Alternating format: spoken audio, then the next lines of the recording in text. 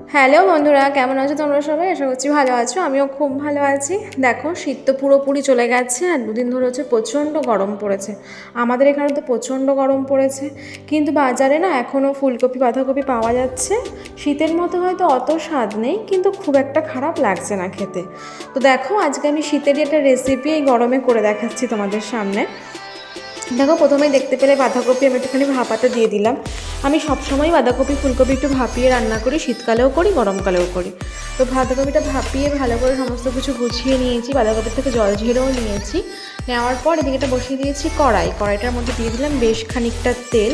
আর হ্যাঁ, বাঁধাকপিটা আমি এদিকে রান্না করবো মাছের মাথা দিয়ে, কাতলা মাছের মাথা দিয়ে।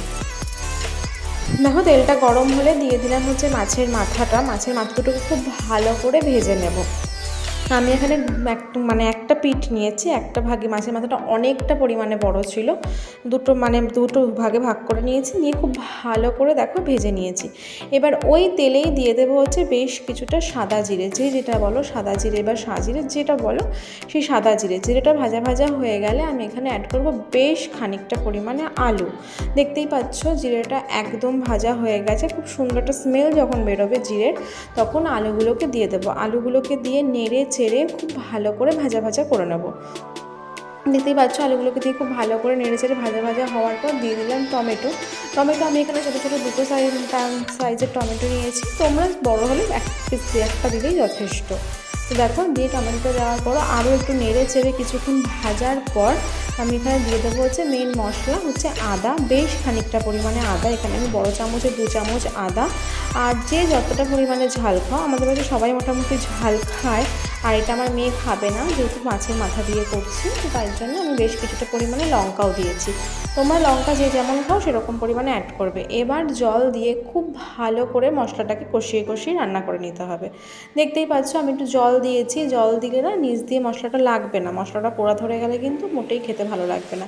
কিছুক্ষণ কষানোর পর আমি এখানে দিয়ে দিলাম হচ্ছে হলুদ গুঁড়ো, 2 চামচ মতো হলুদ গুঁড়ো, 2 চামচ জিরে গুঁড়ো, 1 চামচ ধনে গুঁড়ো দিয়ে খুব ভালো করে হাতে একটু সময় নিয়ে মিনিট 10 সময় তোমরা নেবে, এবং জল দিয়ে দেখো আমি মশলার বাটি ধোয়া জলটাও দিয়ে দিলাম, দিয়ে একটু সময় নিয়ে কষাতে হবে। কষানোর ওপরেই কিন্তু যে কোনো রান্নার স্বাদ ডিপেন্ড করে, আর বারবার করে জল দিয়ে কষাবে, কোনো মতে যেন মশলাটা ধরে না যায়। তো দেখতেই পাচ্ছ অনেকক্ষণ কষানোর পর সাইড দিয়ে যখন তেল ছেড়ে দিয়েছে, আমি এখানে দিয়ে দিলাম মাছের মাথা দুটো। আর হ্যাঁ, মাছের মাথাটা কিন্তু তোমরা এই সময়ও দিতে পারো বা নামানোর আগেই দিতে পারো। আমি যেহেতু মাছের মাথাটা পুরোপুরি ভেঙে দিই, তাই এই সময় দিয়ে দিলাম।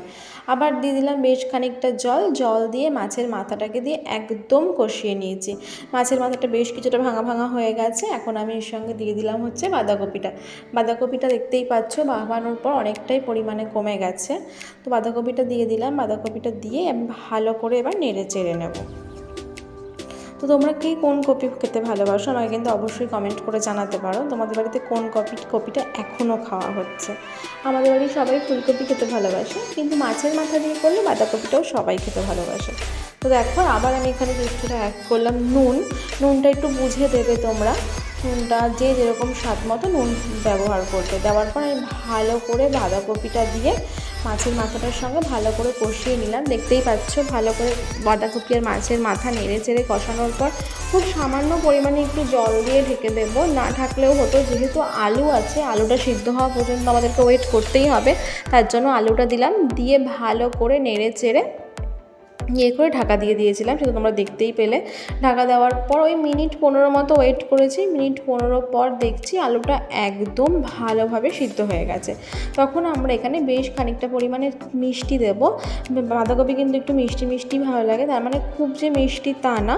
আর দিয়ে দিলাম হচ্ছে গরম মশলা গুঁড়ো। আমি এখানে বাজারের কেনা গরম মশলা ইউজ করেছি। গরম মশলা দিয়ে নামিয়ে নিলেই রেডি আমাদের মাছের মাথা দিয়ে বাঁধাকপির ঘন্ট।